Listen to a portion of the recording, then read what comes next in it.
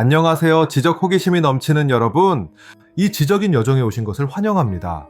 저는 세상을 변화시킨 위대한 사상들을 탐험하는 여러분의 안내자이며 오늘 우리는 사상사에서 가장 매혹적인 인물 중 한 명을 만나볼 것입니다. 알려진 세계의 운명을 손에 쥐었던 한 남자 말이죠. 지구상에서 가장 강력한 권력을 가진 남자를 상상해 보세요. 군대를 지휘하고 법을 제정하며 대리석 궁전에 사는 황제 말이죠. 그런데 이 남자가 밤마다 파티 대신 홀로 등잔불 옆에서 개인 일기를 썼다고 상상해 보세요. 의심과 두려움, 그리고 좋은 사람이 되기 위한 절박한 노력이 가득한 일기 말입니다. 그 남자가 바로 마르쿠스 아우렐리우스입니다. 그리고 출판할 의도가 전혀 없었던 그 일기는 역사상 가장 영향력 있는 자기개발 및 철학 서적 중 하나가 되었습니다. 물론 명상록에 대한 이야기입니다. 이 책이 답하려는 가장 큰 질문은 오늘날까지도 우리를 따라다니는 질문입니다. 혼란스럽고 예측 불가능한 세상에서 어떻게 하면 훌륭하고 평온한 삶을 살 수 있을까요? 본격적으로 들어가기 전에 잠시 말씀드릴 것이 있습니다. 이 이야기에 생동감을 더하기 위해 여러분이 보시는 이미지들은 인공지능 도구를 사용하여 생성했습니다. 이 이미지들을 저희가 들려드리는 이야기의 아이디어와 분위기를 시각적으로 표현하는 캔버스라고 생각해 주시면 좋겠습니다. 항상 글자 그대로의 표현은 아니겠지만 여러분이 저와 함께 상상력을 펼칠 수 있도록 돕는 시각적 보조자료라고 보시면 됩니다. 진심으로 즐겨주시길 바랍니다. 이번 영상에서는 마르쿠스 아우렐리우스의 철학을 해체해 볼 것입니다. 스토아 철학이 무엇인지 뿐만 아니라 철학자 황제인 그가 어떻게 이 철학을 전쟁, 역병, 배신에 맞서는 실용적인 도구, 즉 삶의 기술로 활용했는지 살펴볼 것입니다. 인간 회복력을 위한 그의 운영체제를 해독해 볼 겁니다. 저와 함께 해주세요. 정말 흥미진진할 테니까요. 명상록을 이해하려면 먼저 그 사람과 그 시대를 이해해야 합니다. 마르쿠스 아우렐리우스는 상아탑에 갇힌 철학자가 아니었습니다. 그는 서기 121년 로마 엘리트 가문에서 태어났습니다. 안토니누스 피우스 황제에게 입양되어 어린 시절부터 통치하도록 준비되었습니다. 수사학을 공부했고 특히 철학을 배우며 돈으로 살 수 있는 최고의 교육을 받았습니다. 하지만 161년에 시작된 그의 통치는 평화롭지 못했습니다. 선대 황제들의 팍스 로마나 로마의 평화와는 달리 그의 재위 기간은 끊임없는 위기로 점철되었습니다. 동쪽의 파르티아족과 다뉴브강 유역의 게르만족 부족을 상대로 두 전선에서 싸워야 했습니다. 로마의 안락함과는 거리가 먼 군사 원정의 삶이었습니다. 단지 전쟁만이 아니었습니다. 천연두나 홍역으로 추정되는 안토니누스 역병은 제국을 황폐화시켰습니다. 수백만 명의 목숨을 앗아가 도시를 텅 비게 만들고 군대를 약화시켰습니다. 그토록 엄청난 죽음과 공포 속에서 통치하려 했다고 상상해보세요. 이것이 바로 그의 철학이 단련된 도가니입니다. 바로 이곳에서 스토아 철학이 등장합니다. 정확히 무엇일까요? 우리가 흔히 생각하는 것과는 다릅니다. 현대적 의미에서 스토아적이라는 것은 고통을 불평 없이 견디는 것을 뜻합니다. 하지만 고대 스토아 철학은 훨씬 더 심오합니다. 기원전 300년경 아테네에서 키티온의 제논이 창시한 완전한 철학 체계입니다. 그 이름은 그가 가르치던 스토아 포이킬레, 즉 채색된 주랑에서 유래했습니다. 스토아 철학자들은 우주가 살아있고 합리적이며 질서정연한 유기체라고 믿었습니다. 그들은 이를 그리스어로 이성 또는 말을 뜻하는 로고스라고 불렀습니다. 그들에게는 별의 움직임부터 식물의 성장까지 우주의 모든 것이 신성한 이성에 의해 지배됩니다. 그리고 우리 인간은 우리 안에 그 로고스의 불꽃, 즉 우리의 이성적 능력을 가지고 있습니다. 그러므로 스토아적 삶의 목표는 단순하면서도 믿을 수 없을 만큼 어렵습니다. 그것은 자연에 따라 사는 것입니다. 이것은 숲으로 들어가 사는 것을 의미하지 않습니다. 이는 이성적이고 사회적인 존재로서 우리의 본성에 따라 사는 것을 의미합니다. 우리의 이성을 사용하여 세상을 이해하고 보편적 로고스와 조화를 이루며 덕을 행하는 것을 의미합니다. 마르쿠스 아우렐리우스는 스토아 철학의 혁신가는 아니었습니다. 그는 무엇보다도 실천가였습니다. 그의 명상록은 이러한 원칙들을 적용하기 위한 그의 일상적인 고군분투의 증거입니다. 그리고 그에게 가장 큰 영향을 준 사람은 그와는 완전히 다른 삶을 살았던 인물이었습니다. 바로 해방된 노예인 에픽테토였습니다. 마르쿠스 아우렐리우스는 에픽테토를 직접 만난 적조차 없었지만 그의 강론들을 열정적으로 연구했습니다. 에픽테토는 철학이 말장난이 아니라 작업장이라고 가르쳤습니다. 영혼을 치유하기 위해 가는 곳이라고 말이죠. 그리고 그의 핵심 가르침은 마르쿠스 아우렐리우스가 받아들인 가장 중요한 개념이며 실천적인 스토아 철학을 정의하는 것입니다. 그것은 우주를 두 가지 아주 명확한 범주로 나누는 생각입니다. 이것이 바로 유명한 통제 이분법입니다. 에픽테토는 말했고 마르쿠스 아우렐리우스는 끊임없이 반복합니다. 어떤 것은 우리의 통제 안에 있고 어떤 것은 그렇지 않다는 것입니다. 그만큼 간단합니다. 우리의 통제 안에 있는 것은 우리의 내면 세계입니다. 우리의 판단, 우리의 의견, 우리의 욕망, 우리의 혐오, 그리고 우리의 행동, 결정입니다. 그렇다면 우리의 통제 밖에 있는 것은 무엇일까요? 사실상 그 외의 모든 것입니다. 우리의 몸, 우리가 병들거나 늙는 것, 우리의 평판, 다른 사람들이 우리를 어떻게 생각하는지, 우리의 재산, 재난으로 그것을 잃는 것, 날씨, 다른 사람들의 행동, 전쟁, 역병, 죽음. 스토아 철학자들은 이 모든 것을 외부적이고 무관심한 것, 무관한 것이라고 말합니다. 자, 여기서 무관심한 것이라는 것이 중요하지 않다는 의미는 아닙니다. 물론 아픈 것보다 건강한 것을 선호하겠죠. 하지만 이는 이러한 것들이 당신의 덕들과 행복과는 무관하다는 의미입니다. 행복, 즉 그리스어로 의다이모니아는 외부적인 것을 얻는 데서 오는 것이 아닙니다. 오직 우리가 통제할 수 있는 유일한 것, 즉 덕과 이성을 실천하는 데서만 옵니다. 마르쿠스 아우렐리우스는 우리의 불행 대부분이 우리가 통제할 수 없는 것들이 달라지기를 바라기 때문에 발생한다고 주장합니다. 교통체증 때문에 화를 내고 누군가 우리를 잘 대해주지 않아서 우울해집니다. 경제 상황 때문에 불안해하죠. 사실상 우리는 우주가 우리의 바람대로 움직이기를 요구하고 있는 것입니다. 하지만 우주는 단순히 그렇게 작동하지 않습니다. 반면 스토아 철학자는 자신의 에너지를 자신이 통제할 수 있는 것에 100% 집중합니다. 자신의 반응, 자신의 판단, 자신의 행동, 교통체증에 갇혔다면 교통 상황을 통제할 수는 없습니다. 하지만 소리를 지르고 좌절할지 아니면 그 시간을 팟캐스트를 듣거나 단순히 인내심을 기르는데 사용할지는 통제할 수 있습니다. 그 선택이 바로 나의 힘입니다. 마르쿠스 아우렐리우스는 명상록에서 자기 자신에게 이 사실을 계속해서 상기시킵니다. 그는 너는 외적인 사건이 아니라 네 마음에 대한 권능을 가지고 있다. 이것을 깨달아라. 그러면 힘을 찾을 것이다. 라고 썼습니다. 이 책은 우리를 위해 쓴 것이 아닙니다. 게르마니아 전선의 차가운 진흙탕 속에서 이 원칙들을 자신에게 되새기기 위해 스스로 쓴 일기였습니다. 이 통제의 이분법이라는 생각은 그의 실천의 두 번째 기둥으로 이어집니다. 저는 이것을 인식의 훈련이라고 부릅니다. 마르쿠스 아우렐리우스는 우리를 괴롭히는 것은 사건 자체가 아니라 그 사건에 대한 우리의 판단이라는 것을 이해했습니다. 이는 현대 인지행동치료 CBT가 받아들인 사상입니다. 하지만 마르쿠스 아우렐리우스는 2000년 전에 이를 실천했습니다. 그는 이렇게 썼습니다. 만약 네가 어떤 외적인 일 때문에 괴로워한다면 너를 괴롭히는 것은 그 일이 아니라 그 일에 대한 너 자신의 판단이다. 그리고 지금 당장 그 판단을 지워버릴 힘은 너에게 있다. 이것이 얼마나 급진적인 생각인지 생각해보세요. 누군가 당신을 모욕한다면 그 모욕 자체는 그저 소리일 뿐입니다. 이것은 끔찍해, 나를 무시했어 라는 당신의 판단이 고통을 유발하는 것입니다. 당신은 그 판단을 받아들이지 않기로 선택할 수 있습니다. 그는 오늘날 우리가 해체 또는 객관적 묘사라고 부를 만한 훈련을 실천했습니다.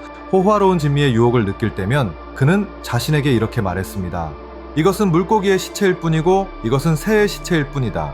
값비싼 와인을 보았을 때면 그는 자신에게 상기시켰습니다. 이것은 그저 발효된 포도 주스일 뿐이다. 목표는 분위기를 망치는 것이 아니었습니다. 목표는 우리의 마음이 대상에 투사하는 부가적인 가치를 벗겨내는 것이었습니다. 두려움이나 욕망을 제거하고 사물을 있는 그대로 보는 것이죠. 로고스가 보듯이 객관적으로 바라보는 것입니다. 그는 사물 그 자체는 영혼을 건드리지 않는다. 오직 우리의 내면적 판단만이 그렇다라고 썼습니다. 이것을 불안감에 적용한다고 상상해보세요. 미래에 대해 걱정할 때 그것은 무엇일까요? 아직 일어나지 않은 일, 그리고 아마도 당신의 통제 밖에 있는 일에 대한 판단입니다. 스토아 철학자는 멈춰서서 이렇게 말합니다. 지금 당장 무슨 일이 일어나고 있는가? 바로 이 순간 나는 괜찮은가? 그렇다. 그렇다면 나는 이 순간에 집중할 것이다. 이 인식의 훈련은 자극과 반응 사이에 공간을 만들 힘을 우리에게 줍니다. 스토아 철학자들에게서 영감을 받은 홀로코스트 생존자이자 신경학자인 빅터 프랭클은 그 공간에 우리의 자유가 있다고 말합니다. 우리의 반응을 선택할 자유 말입니다. 이것이 바로 마르쿠스 아우렐리우스의 내면의 성체입니다. 외부 세계는 혼란스러울 수 있습니다. 역병이 휩쓸고 야만족이 문을 두드리고 사람들이 당신을 배신할 수도 있습니다. 하지만 당신의 내면의 성차에 당신의 이성적인 마음, 덕을 선택하는 당신의 능력, 그것은 침범할 수 없습니다. 영혼은 생각의 색깔로 물든다고 했습니다. 그러므로 당신의 생각을 잘 돌보세요. 이것은 우리를 두 번째 훈련으로 이끌어줍니다. 바로 행동의 훈련입니다. 첫 번째 훈련이 우리의 내면적 판단에 관한 것이라면 이것은 우리가 세상에서 어떻게 행동하는지에 관한 것입니다. 그리고 여기에서 스토아 철학은 수동적인 철학이 아니라 봉사의 철학으로 드러납니다. 기억하세요. 스토아 철학자들에게 우리는 본성적으로 사회적인 존재입니다. 우리는 서로를 돕기 위해 여기에 있습니다. 마르쿠스 아우렐리우스는 황제로서의 자신의 일이 개인적인 영광을 위한 것이 아니라 공동의 선을 위한 것임을 끊임없이 상기했습니다. 그는 벌집에 좋지 않은 것은 벌에게도 좋지 않다고 썼습니다.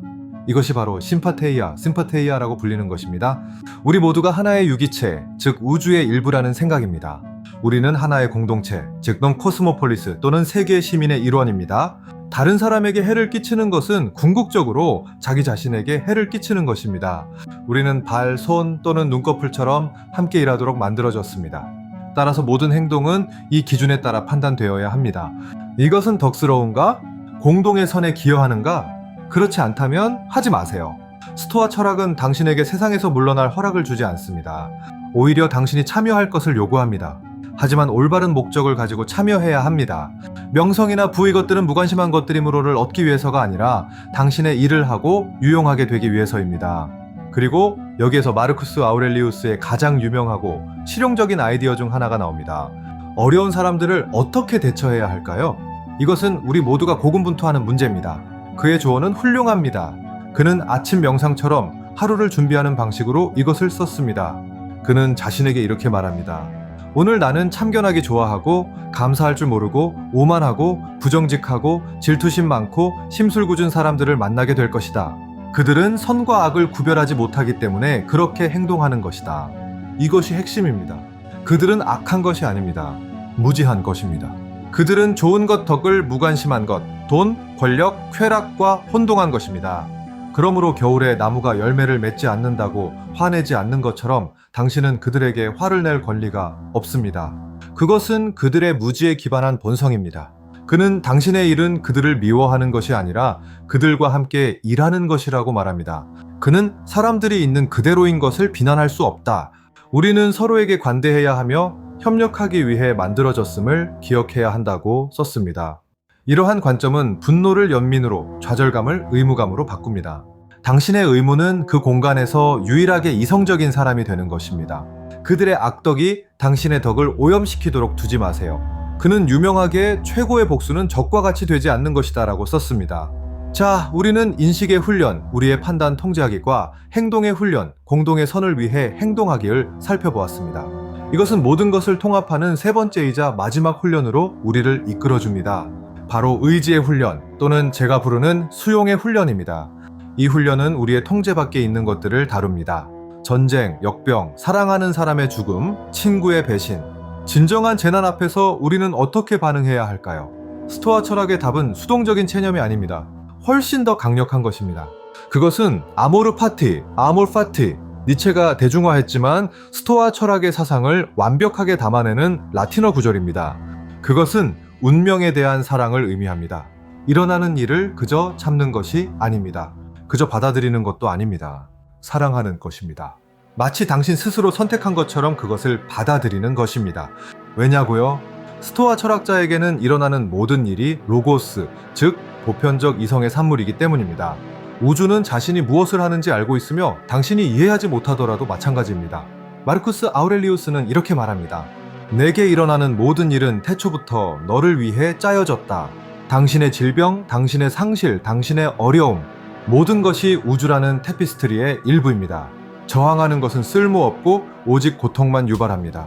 그것은 수레에 묶인 개와 같습니다. 수레와 함께 달리거나 수레에 끌려갈 수도 있습니다. 어쨌든 수레는 같은 곳으로 갈 것입니다. 하지만 그 이상입니다. 단순한 수용이 아니라 기회입니다. 스토아 철학자들은 멋진 비유를 가지고 있었습니다. 바로 불에 대한 비유입니다. 크고 밝게 타오르는 불. 무엇을 던져 넣든 그것을 모두 태워버립니다. 마른 가지, 젖은 나무, 심지어 쓰레기까지도 불은 모든 것을 받아들여 더 큰 불꽃, 더 많은 열기, 더 밝은 빛으로 바꿉니다. 당신의 로고스, 당신의 이성은 그 불과 같아야 합니다. 당신의 길을 가로막는 장애물이 곧 길이 됩니다. 마르쿠스 아우렐리우스는 이렇게 썼습니다. 행동을 방해하는 것은 행동을 진전시킨다. 길을 가로막는 것이 곧 길이 된다. 누군가 당신을 배신했나요? 그것은 용서를 실천할 기회입니다. 다리가 부러졌나요? 그것은 인내심을 실천할 기회입니다. 역병 한가운데 있나요? 그것은 용기와 봉사를 실천할 기회입니다. 이것은 아마도 모든 스토아 철학에서 가장 강력한 사상일 것입니다. 삶의 모든 부정적인 사건을 희생자에서 행위자로 변화시킵니다. 어떤 것도 그 자체로 나쁜 것이 아닙니다. 그것은 그저 재료일 뿐입니다. 당신이 덕을 실천하기 위한 재료 말입니다. 당신의 덕이 유일하게 중요한 것이며 재난은 그것을 훈련하기 위한 최고의 체육관입니다. 그리하여 마르쿠스 아우렐리우스는 가족과 멀리 떨어진 추운 다뉴브강 유역에서 죽음과 전쟁에 둘러싸여 있을 때 왜 내게 이런 일이? 라고 쓰지 않았습니다. 그는 이렇게 썼습니다. 이것이 나에게 주어진 것이다.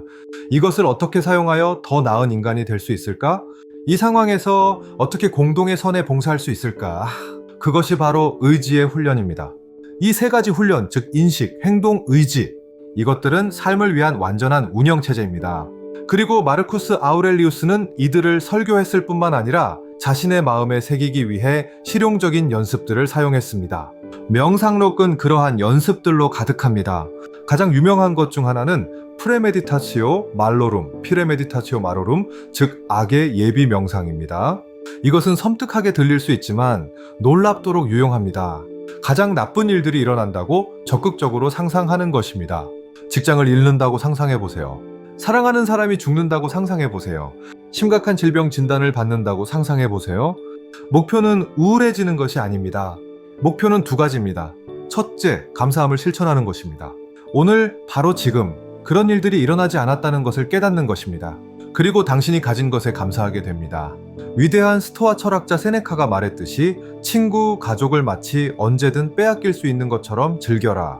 두 번째 목표는 심리적 백신입니다. 당신의 스토아적 반응을 마음속으로 예행 연습하는 것입니다. 직장을 잃는다면 무엇을 할까? 나는 내가 통제할 수 있는 것에 집중할 것이다. 이력서를 업데이트하고 인맥에 연락하고 검소함을 실천할 것이다. 통제할 수 없는 것에 대해 한탄하지 않을 것이다. 당신은 그 타격에 대비하고 만약 그것이 닥쳐오더라도 놀라지 않도록 준비하는 것입니다. 또 다른 중요한 연습은 메멘토 모리, 즉 죽음을 기억하라입니다. 마르쿠스 아우렐리우스는 무상함에 집착했습니다. 그는 자신과 주변의 모든 사람들이 죽을 것이라는 사실을 끊임없이 상기했습니다. 위대한 아우구스투스 황제도 알렉산더 대왕도 모두 먼지였다는 것을, 군중의 환호성은 그저 스쳐 지나가는 소음에 불과하다는 것을 말입니다. 다시 말하지만 이것은 우울하게 만들려는 것이 아닙니다. 동기를 부여하기 위함입니다. 당신은 이 땅에서 제한된 시간을 가지고 있습니다. 그 시간을 사소한 일에 낭비할 것인가요? 인터넷에서 누군가에게 화를 내며 보낼 것인가요? 가져갈 수 없는 명성이나 부를 쫓는데 사용할 것인가요? 그는 자신에게 지금 당장 삶을 떠날 수도 있다. 그것이 네가 무엇을 하고 말하고 생각하는지 결정하게 하라고 썼습니다. 죽음은 모든 것을 원근법으로 보게 합니다. 그것은 타인의 의견이라는 폭정에서 당신을 해방시킵니다. 누군가가 당신이 하는 일을 싫어한다 한들 그게 무슨 상관입니까? 그들도 죽을 것이고 당신도 죽을 것입니다. 중요한 것은 오직 덕분입니다. 당신은 정의롭게, 용기 있게, 절제하며 지혜롭게 행동했습니까? 그것이 아무도 당신에게서 빼앗을 수 없는 유일한 것이며 진정한 가치를 지닌 유일한 것입니다. 세 번째 연습은 위에서 본 시각입니다. 마르쿠스 아우렐리우스는 자신을 로마 위, 그 다음에는 유럽 위, 그리고 지구 전체 위를 떠다니는 상상을 했습니다. 그는 인류 전체를 사소한 전쟁, 작은 불안감, 사랑과 증오와 함께 우주적 관점에서 바라보았습니다. 그는 전 세계는 그저 한 점에 불과하다고 썼습니다. 이 연습은 자존감을 꺾습니다.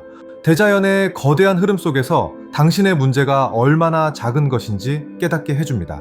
심파테야와 우리가 이 작은 푸른 바위 위에 함께 있다는 사실과 연결시켜줍니다. 당신에게 관점을 제공합니다. 당신이 했던 그 논쟁, 당신이 품고 있는 그 원한, 궤도에서 본다면 그것은 그저 터무니없을 뿐입니다. 이것이 바로 도구 모음입니다. 객관적인 인식, 공동의 선을 위한 행동, 운명 수용, 재난 예비 명상, 그리고 죽음과 우주적 관점에 대한 끊임없는 인식. 이것이 마르쿠스 아우렐리우스가 학문적인 의미의 철학자가 되기 위해서가 아니라 좋은 인간이 되기 위해 매일 사용했던 시스템입니다. 이제 잠시 멈춰서는 것이 중요합니다. 이 시스템은 강력하지만 마르쿠스 아우렐리우스는 성인이 아니었습니다. 그는 한 인간이었습니다. 그의 통치와 철학에 대한 정당한 비판들이 있으며 우리는 완전한 시각을 가지기 위해 이를 다루어야 합니다. 스토아 철학은 만병통치약이 아니며 그 가장 유명한 실천과도 완벽하지는 않았습니다. 첫 번째 비판은 수동성에 관한 것입니다. 스토아 철학은 수용을 강조하기 때문에 우리를 불의에 대해 수동적으로 만들지 않을까요? 모든 것이 운명이라면 왜 굳이 무언가를 바꾸려고 애써야 할까요? 이것은 흔한 오해입니다. 행동의 훈련을 기억하세요. 우리는 공동의 선을 위해 행동해야 할 의무가 있습니다. 스토아 철학자는 불의를 받아들이지 않습니다. 그는 세상의 사실, 외부적인 것로서 불의의 존재를 받아들입니다. 하지만 그의 행동 내부적인 것은 그것과 싸우는 것입니다. 마르쿠스 아우렐리우스는 야만족이 침략하는 동안 로마에 앉아 명상만 하지 않았습니다. 그는 10년을 전선에서 보냈습니다. 그는 행동했지만 증오나 절망 없이 의무감으로 그렇게 했습니다. 두 번째 비판은 좀 더 개인적이고 고통스러운 부분입니다. 마르쿠스 아우렐리우스의 재위 기간 동안 기독교인 박해가 있었습니다. 이는 그의 유산에 드리운 어두운 그림자입니다. 어떻게 그토록 덕스럽고 관용적인 사람이 이런 일을 허용할 수 있었을까요? 역사가들은 이 점을 두고 논쟁합니다. 일부는 그것이 개인적인 결정이 아니라 정치적인 결정이었다고 말합니다. 기독교인들이 로마 신들을 거부하고 위기시 제국의 당열을 위협하는 불안정한 종파로 여겨졌다는 것이죠. 명상록에는 기독교인에 대한 언급이 전혀 없습니다. 철학자 마르쿠스 아우렐리우스는 아마도 그들을 순교를 추구하는 것이 연극적인 과시이며 스토아 철학자의 이성적이고 품위 있는 죽음과는 정반대라고 보는 비이성적인 광신도 집단으로 여겼을 것입니다. 이것은 비극적인 맹점입니다. 가장 현명한 사람조차도 자신의 시대와 문화에 의해 한계를 가질 수 있음을 보여줍니다. 그리고 마지막 비판이 있습니다. 그의 아들 코모두스, 그를 이어 황제가 된 인물입니다. 영화 글래디에이터를 보셨다면 우리가 누구에 대해 이야기하는지 아실 겁니다. 코모두스는 거의 모든 면에서 아버지와 정반대였습니다. 허영심 많고 잔인하며 과대망상적이고 끔찍한 폭군이었습니다. 그의 통치는 로마 절정기의 종말의 시작을 알렸습니다. 덕에 대해 그토록 많이 썼던 위대한 철학자 왕이 어떻게 괴물을 길러냈을까요? 이것은 아마도 마르쿠스 아우렐리우스 삶의 비극일 것입니다. 진실은 그가 코모두스의 젊은 시절 대부분을 전선에서 보냈다는 것입니다. 그는 최고의 철학자들로 아들을 둘러싸 교육하려고 노력했지만 실패했습니다. 결국 이것은 스토아 철학의 핵심 요점을 비극적으로 증명합니다. 당신은 다른 사람들의 행동을 통제할 수 없습니다. 심지어 당신 자신의 아들의 행동조차도요. 당신은 그들에게 교육, 모범, 그리고 사랑을 제공할 수 있습니다. 하지만 그들의 내면의 성체, 그들의 선택, 그들의 판단은 그들 자신의 것이고 오직 그들만의 것입니다. 황제에게 얼마나 고통스러운 마지막 교훈이었을까요? 이러한 비판들은 스토아 철학을 약화시키지 않습니다. 오히려 그것을 인간적으로 만듭니다. 이는 완벽을 위한 마법의 공식이 아님을 보여줍니다. 그것은 실천입니다. 매일의 고군분투입니다. 그리고 마르쿠스 아우렐리우스가 이러한 실패와 맹점을 가졌음에도 불구하고 매일 아침 일어나서 내 일을 하라고 일기했으며 계속 노력했다는 사실은 우리에게 더욱 관련성이 높게 다가옵니다. 그렇다면 이 책의 유산은 무엇일까요? 그 영향력은 엄청납니다. 명상록은 수세기 동안 사라졌다가 르네상스 시대에 다시 나타났고 그 이후로 인쇄가 멈춘 적이 없습니다. 왕, 대통령, 예술가, 기업가들의 애독서였습니다. 프리드리히 대왕부터 토머스 제퍼슨까지, 빌 클린턴부터 실리콘밸리의 창업자들까지, 그리고 오늘날 가장 중요한 영향은 심리학 분야에서 찾아볼 수 있습니다. 언급했듯이 불안과 우울증의 가장 효과적인 치료법 중 하나인 인지행동치료 CBT는 사건 자체가 아니라 우리의 판단이 고통을 유발한다는 스토아 철학의 사상에 직접적으로 기반을 둡니다. 그 창시자인 아론백 박사도 이를 명확히 인정했습니다. 마르쿠스 아우렐리우스의 스토아 철학은 시대를 초월하는 마음의 운영체제입니다. 혼돈, 소셜미디어, 양극화, 그리고 미래에 대한 불안으로 가득한 현대 시대에 그의 조언은 그 어느 때보다 관련성이 높습니다. 우리는 우리만의 단유부 전선 버전을 살고 있습니다. 그는 우리에게 말합니다. 당신이 통제할 수 있는 것에 집중하세요. 나머지는 놓아주세요. 당신의 인식을 지배하세요. 분노나 두려움에 사로잡히지 마세요. 목적을 가지고 행동하세요. 당신의 자아가 아니라 공동의 선에 봉사하세요. 그리고 운명을 받아들이세요. 모든 장애물을 당신의 덕의 불꽃을 위한 연료로 사용하세요. 하지만 소문자 스토아 철학과는 구별하는 것이 중요합니다. 때때로 브로이시즘, 비로이시즘이라고 불리는 대중문화는 이 철학을 단순한 감정 억제와 개인적인 성공 추구로 축소시켰습니다. 이것은 만화 같은 왜곡입니다. 진정한 스토아 철학은 감정을 억누르는 것이 아닙니다. 그것은 감정을 인식하고 분석하고 그것이 거짓 판단에 기반한 것인가? 그리고 나서 감정에 지배당하지 않기로 선택하는 것입니다. 상실로 인한 슬픔을 느끼는 것은 자연스러운 일입니다. 마르쿠스 아우렐리우스는 자식들을 위해 울었습니다. 스토아 철학이 금지하는 것은 내 삶이 망가졌다는 판단과 그에 따른 마비입니다. 스토아 철학자는 감정을 느끼지만 그 감정에도 불구하고 덕을 가지고 행동합니다. 그리고 무엇보다도 개인적인 성공이 아니라 공동의 선을 추구합니다. 결론적으로 명상록계의 아름다움은 마르쿠스 아우렐리우스가 모든 답을 찾았다는 데 있지 않습니다. 그의 고군분투의 정직함에 있습니다. 그는 산 위에서 설교하는 예언자가 아닙니다. 그는 추운 천막 안에서 한밤중에 더 나은 사람이 되기 위해 자기 자신과 싸우는 한 남자였습니다. 자신의 분노, 게으름, 절망과 싸우는 바로 우리처럼 말입니다. 이 책은 철학이 읽는 것이 아니라는 것을 상기시켜줍니다. 그것은 하는 것입니다. 동사입니다. 매일의 실천입니다. 삶의 기술입니다.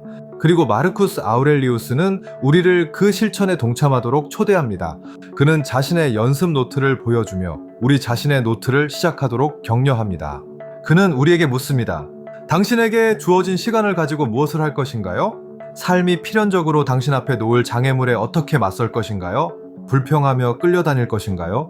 아니면 불과 같이 일어나는 모든 것을 받아들여 더 강하게 빛나고 더 덕스럽게 그리고 모든 사람의 이익을 위해 사용할 것인가요?